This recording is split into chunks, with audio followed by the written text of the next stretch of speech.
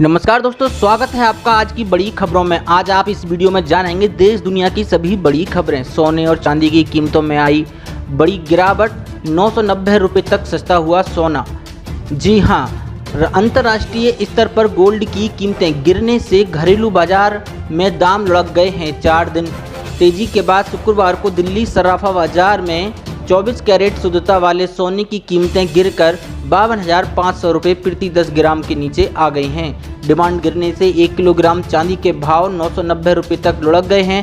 Experts का कहना है कि आने वाले दिनों में सोने की कीमतों पर दबाव बढ़ सकता है, क्योंकि टेक्निकल चार्ट्स पर इसके कमज़ोर होने के संकेत मिल रहे हैं। हालांकि $1935 प्रति औंस के ऊपर से बना रहता है तो इसमें तेजी आ सकती है। लगातार चौथे दिन की तेजी के बाद शुक्रवार को दिल्ली सराफा बाजार में सोने की कीमतों में गिरावट देखने को मिली है। 24 कैरेट सोने की कीमत 10 ग्राम सोने के दाम 52,643 रुपये से गिरकर 52,452 रुपये पर आ गए हैं। इस दौरान कीमतों में 191 रुपये प्रति 10 ग्राम की भारी गिरावट हुई है। सोने की तरह चांदी की कीमतों में भी गिरावट आई है। शुक्रवार को दिल्ली सराफा बाजार में 1 किलोग्राम चांदी के दाम 70,431 रुपये प्रति 10 ग्राम से गिरकर 69,950 रुपये प्रति 10 ग्राम पर आ गए हैं। इस दौरान कीमतों में 990 रुपये की गिरावट आई है। एक्सपर्ट का कहना है कि अमेरिकी डॉलर में आई मजबूती की वजह से अंतर्राष्ट्रीय स्तर पर सोने की कीमतें गिरी हैं। हालांकि डिमांड में गिरावट जारी है। साथ ही बढ़ते हैं आज की एक और बड़ी खबर की ओर। सस्ता हुआ पेट्रोल डीजल के दाम में भी आई कमी। देश भर में पेट्रोल और डीजल के दाम में शनिवार को कमी देखने को मिली है। तेल विपणन कंपनियों ने राष्ट्रीय राजधानी दिल्ली में पेट्रोल के दाम में प्रति लीटर 13 पैसे की कमी की है। इंडियन ऑयल कॉरपोरेशन की वेबसाइट पर उपलब्ध जानकारी के मुताबिक दिल्ली में पेट्रोल की कीमत 81.99 रुपये से घटकर 81.86 रुपये प्रति लीटर पर रह गई है। शहर में डीजल का मूल्य भी 12 पैसे की कमी के साथ 72.93 रुपये प्रति लीटर पर रह गया है। शहर में शुक्रवार को डीजल की कीमत 73.5 रुपये प्रति लीटर पर रही थी। समाचार एजेंसी ANI ने इस बाबत ट्वीट किया है। दिल्ली में आज पेट्रोल और डीजल की कीमत क्रमशः 81.86 रुपये प्रति लीटर यानी 13 पैसे की कमी हुई है एवं 72.93 रुपये प्रति लीटर यानी 12 पैसे की कमी आई है।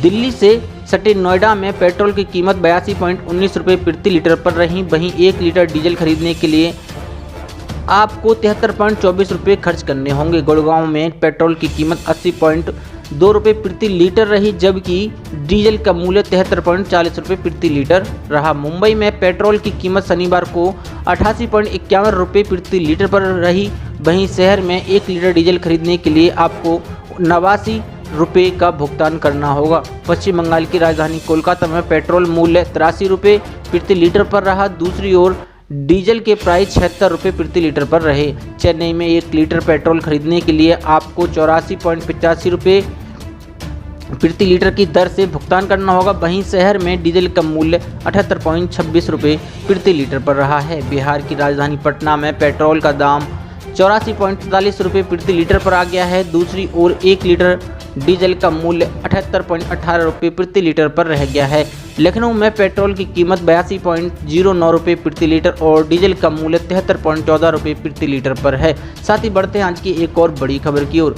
देश में आधार कार्ड एक महत्वपूर्ण डॉक्यूमेंट बन चुका है, लेकिन बढ़ती मांग के साथ आधार कार्ड को लेकर फ्रॉड भी शुरू हो गए हैं। ऐसा इसलिए क्योंकि आधार आपके बैंक खाते, पैन कार्ड जैसी कई जरूरी चीज़ों से जुड़ा हुआ है। इसी को ध्यान में रखते हुए सूचना एवं प्रसारण मंत्रालय ने आधार को लेकर कुछ नए नियम बनाए हैं, जिन्हें लेकर एक नोटिफिकेशन भी जारी किया गया है। नए नियमों के मुताबिक अब आधार के बायोमेट्रिक डेटा का इस्तेमाल नागरिकों को कुछ ऑनलाइन सेवाएं देने के लिए किया जा सकेगा, जैसे लर्निंग लाइसेंस बनवाना, ड्राइविंग लाइसेंस रिन्यू करवाना, गाड़ी का रजिस्ट्रेशन करवाना और इन दस्तावेजों में पता बदलना। फर्जी और डुप्लीकेट ड्राइविंग लाइसेंस और अन्य दस्तावेजों के फर्जीवाड़ों को रोका जा सके, इसलिए हर चीज़ का आधार से जोड़ा गया है ताकि फर्जीवाड़े पर पूरी तरह से रोक लगाई जा सके। बता दें कि सड़क यातायात मंत्रालय ने सूचना एवं प्रसारण मंत्रालय को एक पत्र लिखकर आग्रह किया था कि ड्राइविंग लाइसेंस और गाड़ी के रजिस्ट्रेशन से जुड़ी ऑनलाइन सेवाओं को आधार के दायरे में लाया जाए। ट्रांसपोर्ट मिनिस्ट्री ने यह प्रस्ताव इसलिए दिया ताकि फर्जी और डुप्लीकेट ड्राइविंग लाइसेंस और अन्य दस्तावेजों के फर्जीवाड़ों को रोका जा सके। इससे लोगों को बिना ऑफिस विजिट किए ही सुविधा मिल सकेगी। साथ ही बढ़ते हैं आज की एक और बड़ी खबर की ओर। रिलायंस जियो का अपने ग्राहकों के लिए सबसे सस्ता प्लान सिर्फ 3.5 रुपये में मिलेगा 1 GB डेटा। रिलायंस जियो ने कुछ वर्ष पूर्व सस्ते मोबाइल डेटा प्लान लॉन्च कर टेलीकॉम इंडस्ट्री में तहलका मचा दिया था। बात जब किफ़ायती प्रीपेड रिचार्ज प्लान की हो तो जियो फिलहाल सबसे आगे है। जियो के पास एक ऐसा रिचार्ज पैक भी है जिसमें 1 GB डेटा हेतु सिर्फ 3.5 रुपये खर्च करने होते हैं। जियो का 599 रुपये वाला सबसे अच्छा है प्लान। बता दें कि जियो 599 रुपये में 3.5 रुपये के व्यय पर 1 GB डेटा प्राप्त होता है। इस प्लान में यूजर को रोजाना 2 GB डेटा मिलता है। इस पूरे पैक में यूजर को 168 GB डेटा प्राप्त होता है, जिसके हिसाब से 1 GB डेटा सिर्फ 3.5 रुपये में पड़ता है। डेटा के सिवा इस प्लान में जियो टू जियो अनलिमिटेड कॉलिंग और जियो से अन्य नेटवर्क पर 3000 मिनट मिलेंगे। इसके सिवा आपको कुल 300 SMS भी प्राप्त होंगे। साथ ही बढ़ते हैं आज की एक और बड़ी खबर की ओर। राशन कार्ड बनवाने से पहले जान लें ये रूल, वरना हो सकती है 5 साल की सजा। राशन कार्ड एक अहम सरकारी दस्तावेज में से एक है। इसके जरिए सरकार द्वारा दिए जाने वाला सब्सिडी वाला अनाज लिया जा सकता है। बाजार रेट से बेहद सस्ती दर पर राशन कार्ड धारकों को इसके जरिए अपने अपने कोटे का अनाज मिलता है।